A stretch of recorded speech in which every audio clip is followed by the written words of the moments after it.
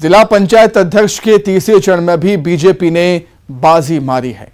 51 जिला पंचायतों में से 41 पर बीजेपी ने कब्जा जमाया, जबकि कांग्रेस समर्थित अध्यक्ष 10 जिलों में जीते। रिपोर्ट देखें। आज के 143 जनपद पंचायतों के चुनाव में भारतीय जनता पार्टी 102 जनपद में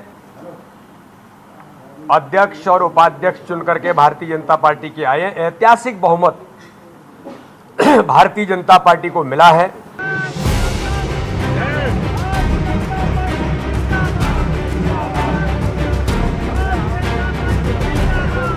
जिला पंचायत अध्यक्ष और उपाध्यक्षों के चुनाव में बीजेपी ने बढ़त बनाई है।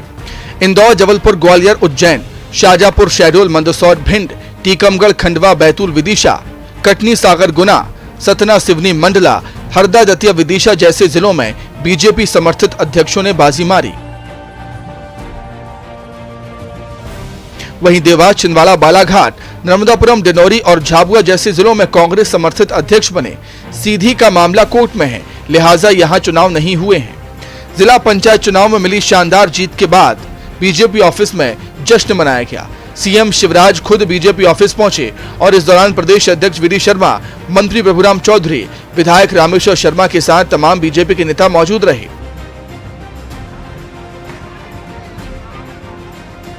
सीएम शिवराज ने कार्यकर्ताओं को जीत की बधाई दी, साथ ही कांग्रेस पर निशाना भी साधा। सीएम शिवराज ने कहा कि एमपी की जनता कांग्रेस को नकार चुकी है, अब हम एक बार फिर पूरी ताकत के साथ जन सेवा में जुटेंगे। जबरदस्त है कि हमने वो नारा बता था, फिजियानी बिल्ली फुटपा नौकरी, लेकिन अब तो पुलिस अफसर की कॉलर नौकरी डाला बुरी तरह से बौखला गए। कांग्रेस के लोग इतने बौखला गए कि रोकने इकट्ठे हुए और पूर्व मुख्यमंत्री दिग्विजय सिंह जी कलेक्ट्रेट के दरवाजे पकड़ पकड़ कर ठोक रहे थे, हिला रहे थे। ये सीट कभी आप ये सीट की कादर पकड़, अरे हार न गए तो पाकिस्तानी स्वीकार करो, वही लोग। वहीं अध्यक्ष और उपाध्यक्ष के चुनाव को लेकर कई जगहों पर हंगामा भी हुआ। रतलाम में विधायक और पुलिस के बीच झड़प हो गई। आलोट विधायक मनोज चावला ने गड़बड़ी के आरोप लगाए और पुलिस से ही भिड़ गए। श्योपुर में जिला पंचायत अध्यक्ष के चुनाव का विरोध कर रहे कांग्रेस नेताओं को पुलिस ने हिरासत में ले लिया।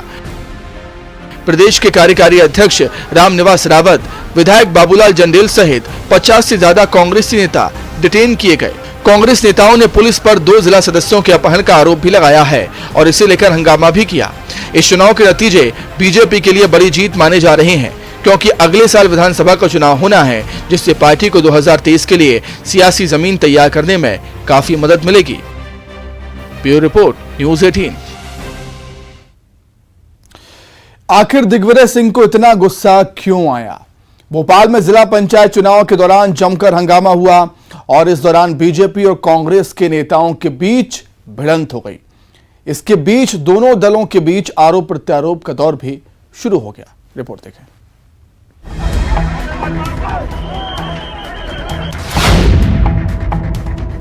राजधानी भोपाल में जिला पंचायत अध्यक्ष और उपाध्यक्ष के चुनाव के दौरान जमकर बवाल हुआ।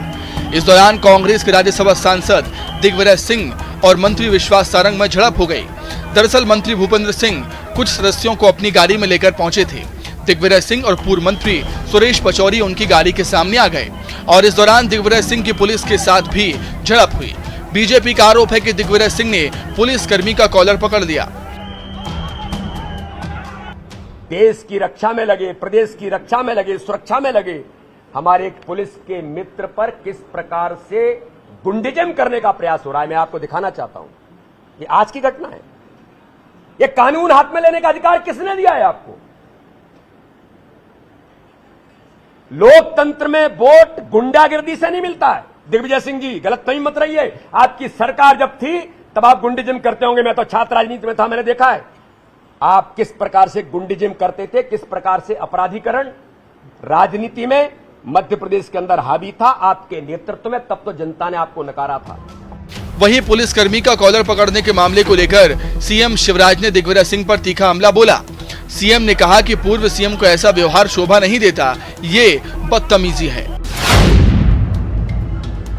जीत इतनी जबरदस्त है कि हमने वो नारा सुना था, खिसियानी बिल्ली खंभा नोच रही, लेकिन अब तो पुलिस अफसर की कारा नोची जा रही, बुरी तरह से बोखला। वहीं दिग्विजय सिंह ने बीजेपी के आरोप पर सफाई दी। दिग्विजय सिंह ने कहा कि उन्होंने पुलिसकर्मी का कॉलर नहीं पकड़ा, वो अटैक नहीं, खुद को प्रोटेक्ट कर रहे थे। तो फोटो में दिखाया जा रहा है कॉलर पकड़े हुए। कॉलर नहीं पकड़े, हमको धक्का दे रहे, हमको रोक रहे हैं। बीजेपी और कांग्रेस के आरोप प्रत्यारोप के बीच बीजेपी के रामकुंवर गुर्जर ने जिला पंचायत अध्यक्ष पद पर जीत हासिल की। वहीं कांग्रेस ने चुनाव आयोग से मिलकर बीजेपी की शिकायत की है। अनुराग श्रीवास्तव के साथ वासु चौरे, न्यूज 18 भोपाल। अस्पताल में लोग इलाज के लिए जाते हैं, लेकिन जगदलपुर में अस्पताल में चूहे उत्पात मचा रहे हैं। यहां बलराम कश्यप मेडिकल कॉलेज अस्पताल का वीडियो सोशल मीडिया पर वायरल हो रहा है और इस वीडियो में चूहे ग्लूकोज पीते हुए नजर आ रहे हैं। देखिए। अस्पताल में आफत, चूहों की दावत, हौसला बुलंद है, चूहों को सलाइन पसंद है। बेड पर मरीज और मौज में चूहे, पार्टी की पूरी तैयारी है, पेट पूजा की बारी है। अस्पताल आए हैं तो क्यों ना हेल्दी डाइट आजमाई जाए, भारी भोजन की जगह तरल ग्लूकोज गटकाया जाए। अस्पताल में मरीजों को ग्लूकोज चढ़ाया जाता है, लेकिन यहां चूहों ने सेंधमारी कर दी। ये तस्वीरें देखिए, अस्पताल में मरीज बेड पर लेटा हुआ है, इसे ग्लूकोज चढ़ाया जा रहा है। इसी दौरान पाइप के सहारे एक चूहा नीचे उतरता है, पाइप को कुतर देता है। तभी एक और चूहा आता है और पाइप से ग्लूकोज पीने लगता है। जगदलपुर के बलराम कश्यप मेडिकल कॉलेज अस्पताल का नजारा बता रहा है कि यह अस्पताल किस कदर बदहाल है। ये तस्वीरें बता रही हैं। यहां चूहों के ग्लूकोज पीने का वीडियो सामने आया है। बताया जा रहा है कि अस्पताल में भर्ती मरीज ने इसे कैमरे में कैद किया। बस्तर संभाग मुख्यालय जगदलपुर के एकमात्र मेडिकल कॉलेज का यह हाल चौंकाने वाला है। करीब 700 करोड़ रुपए की लागत से इसे तैयार किया गया था। बलराम कश्यप मेडिकल कॉलेज अस्पताल का लोकार्पण तत्कालीन राष्ट्रपति रामनाथ कोविंद ने किया था। मेडिकल कॉलेज में बस्तर के साथ कई जिलों से लोग इलाज कराने आते हैं। इनमें आदिवासी मरीजों की संख्या काफी ज्यादा होती है, लेकिन मेडिकल कॉलेज में मरीजों को किस तरह सुविधाएं मिल रही हैं, ये तस्वीरें बयां कर रही हैं। अस्पताल में चूहे उधम मचा रहे हैं। इस मामले को लेकर मेडिकल कॉलेज प्रबंधन सफाई दे रहा है। इनका कहना है कि चूहों को भगाने के लिए निजी कंपनी को टेंडर दिया गया है और अब तक 1000 से ज्यादा चूहे मारे गए हैं, लेकिन इसके बाद भी अस्पताल में चूहों का आतंक बदस्तूर जारी है। अस्पताल में कोई सा भी अस्पताल हो, चूहे तो रहते ही हैं। निर्माण में खामी है, ये नहीं कर सकते। निर्माण खामी के चलते चूहा है, ऐसा नहीं कर सकते। जहां उनको खाने पीने का सामान मिलेगा वहां रहेंगे चूहे। हमने टेंडर किया है, उसमें रायपुर की कंपनी को मिला है जो रायपुर के मेकाहारा हॉस्पिटल का भी करती है। तो उनके आने से अभी डेली लगभग 150 चूहे मर रहे हैं। तो चूहे का आतंक अब कम हुआ है और कंपनी ने बताया है उसके अनुसार लगभग 2-3 महीने में पूरी तरह से हम इस समस्या से निजात पा लेंगे। मेडिकल कॉलेज में इससे पहले भी लापरवाही के मामले सामने आए हैं। कई बार तो आवाज उठाने पर लोगों से बदसलूकी तक की गई, लेकिन अस्पताल का हाल ठीक करने के प्रयास नहीं किए गए और अब चूहे भी अस्पताल में मौज उड़ा रहे हैं। विनोद कुशवाहा, न्यूज 18, जगदलपुर। जब पैदा करने और पालकर बड़ा करने वाले माता पिता को ही उनकी औलादें प्रताड़ित करने लगे, तो इससे बड़ा दुर्भाग्य उनके लिए क्या हो सकता है। ऐसा ही एक मामला इंदौर में सामने आया, जिसमें पीड़ित माता पिता ने अपने कलयुगी बेटों के खिलाफ कोर्ट का दरवाजा खटखटाया। देखिए रिपोर्ट।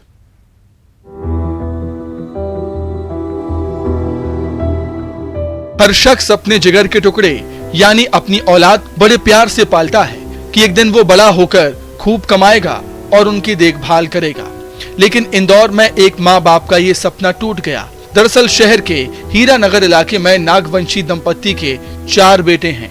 उनकी 4 बहुएं भी हैं, लेकिन इनका ये भरा पूरा परिवार इनका दुश्मन बन गया। चारों बेटे अपने माँ बाप से नौकरों की तरह काम करवाते थे। जब तक इनके पास ताकत थी, ये काम करते रहे, लेकिन जब थक गए तो इनको अनाथ आश्रम में रहने और भंडारे में भोजन करने को कहा जाता है और घर से भगा दिया जाता है। थक हार कर इन्होंने फैमिली कोर्ट का सहारा लिया। ये सर मेरे 4 लड़के हैं, चारों हमको अभी उम्र हो गई तो अब हमसे कमाया जाता ही नहीं और चारों हमको रोटी देते ही नहीं। इस तरह से परेशान कर रहे थे आप? घर का काम पूरा करना है, घर का काम पूरा करना है। बवे झाड़ू पोछा लगवाती थी, पानी आनी भरवाती थी और नहीं तो बोला जाओ आपके घर, निकल जाओ बाहर और अनाथ आश्रम में खाओ जाओ। कोर्ट ने पीड़ित माता पिता की सुनी और अब चारों बेटों को हर महीने 6,000 रुपये का भरण पोषण देने का निर्देश दिया है। साथ ही कोर्ट ने पिछले 2 साल से लेकर अब तक 2 लाख रुपए देने का आदेश भी दिया। जिस पर कोर्ट माननीय न्यायालय ने हमारे पूरे आरोपों को प्रमाणित मानते हुए ये माना है कि चूंकि जो चारों संतानें हैं ये माता पिता का भरण पोषण करने में सक्षम है और बेटों का नैतिक दायित्व है कि अपने माता पिता का भरण पोषण करें। उपरोक्त विधिवत टिप्पणी के साथ में कोर्ट ने हमारी याचिका को स्वीकार करते हुए चारों बेटों को 1500 रुपये के मान से कुल 6,000 रुपये आवेदन प्रस्तुति दिनांक नवंबर 2019 से लेकर आज दिनांक तक के आदेश मेंटेनेंस देने के आदेश करें और यही आदेश कुल 6,000 रुपये आगामी माह तक भी निरंतर ताउम्र चलते रहेंगे, जो वर्तमान में आज दिनांक तक 1,92,000 रुपये हो गए। साथ ही कोर्ट ने भरण पोषण की राशि नहीं देने पर बेटों की गिरफ्तारी का भी आदेश दिया है। वहीं कोर्ट के इस फैसले से पीड़ित माता पिता ने राहत की सांस ली है। विकास सिंह चौहान, न्यूज़ 18 इंदौर। बैतूल में बारिश की वजह से नदी नाले उफान पर हैं, जिससे लोगों की मुसीबतें बढ़ती ही जा रही हैं। बच्चों को भी स्कूल जाने में काफी दिक्कत हो रही है। देखिए तस्वीरें।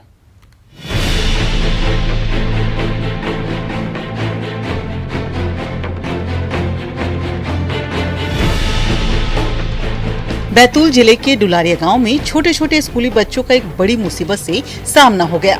स्कूल से छुट्टी होने पर बच्चे घर जाने के लिए नदी पार कर रहे थे। इसी दौरान अचानक ही नदी का जलस्तर बढ़ गया। गनीमत ये रही कि खतरे का एहसास होते ही शिक्षक मौके पर पहुंचे और बच्चों को नदी पार करने से रोका। करीब 1 घंटे तक बच्चे वहीं रुके रहे। जब पानी कम हुआ तो बच्चे घर गए। डुलारिया गांव से स्कूल जाने के लिए बच्चों को नदी पार करना होता है।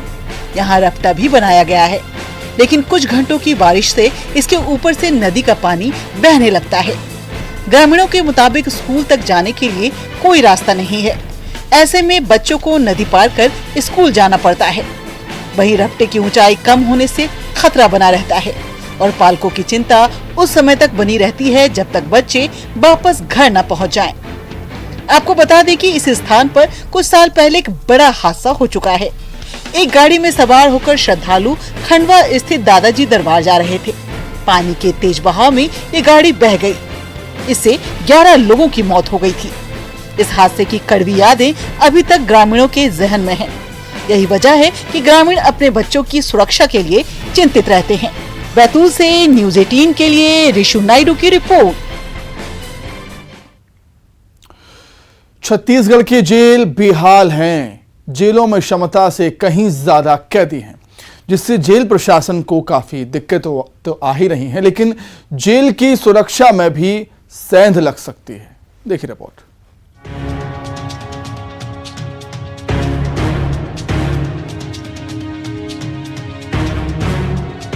छत्तीसगढ़ के जेल हाउसफुल हैं। प्रदेश में 5 केंद्रीय जेल, 20 जिला जेल और 7 उप जेल हैं। इनमें से ज्यादातर जेलों में क्षमता से कहीं ज्यादा कैदी हैं। जेल में क्षमता से ज्यादा कैदियों को रखे जाने से कई दिक्कतें आ रही हैं। जेलों में स्टाफ की संख्या सीमित है। कई जेलों में तो पर्याप्त स्टाफ भी नहीं है। ऐसे में क्षमता से ज्यादा कैदियों को संभालना काफी मुश्किल है। इसको क्या हम ना इस तरह की पहचान करते हैं जितना हमसे संभव हो सकता है कि किन लोगों के किस तरह से कुछ हिस्ट्री मिलती है। उस हिसाब से ना अलग अलग अपने पास 2 खंड हैं जेल में और सेल भी हैं। तो हम कुछ लोगों को सेल में रखते हैं अलग से, कुछ को अलग पार्ट में रखते हैं, कुछ को अलग पार्ट में रखते हैं। इस तरह से यथासंभव कोशिश करते हैं कि इस तरह की वारदात ना हो। रायपुर केंद्रीय जेल की क्षमता 1586 है, लेकिन यहाँ करीब 3400 कैदी बंद है। बिलासपुर केंद्रीय जेल की क्षमता 2290 है, जबकि यहाँ कैदियों की संख्या 3214 है। दुर्ग जेल का भी यही हाल है। यहाँ भी क्षमता से कहीं ज्यादा कैदी बंद है।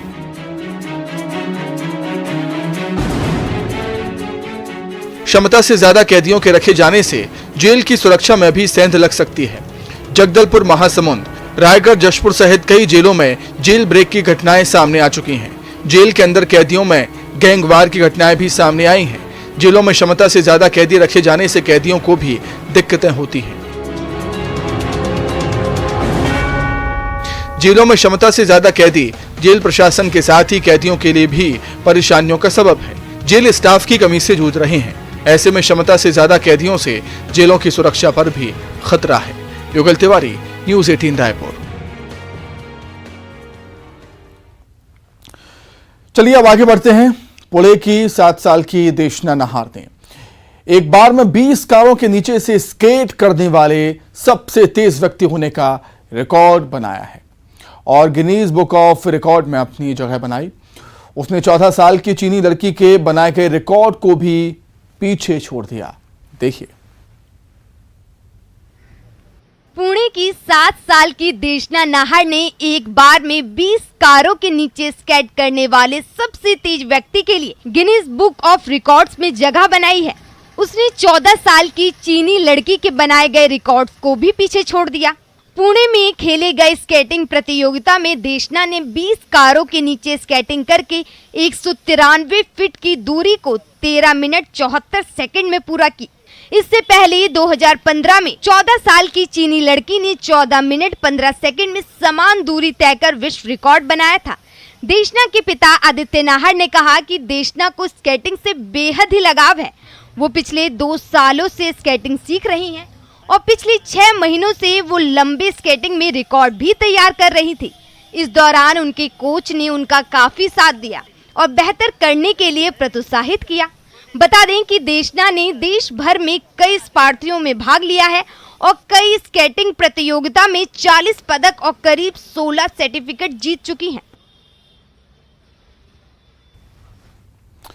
तो इसी के साथ ही फिलहाल इस बुलेटिन में इतना ही। खबरें लगातार जारी हैं। नमस्कार।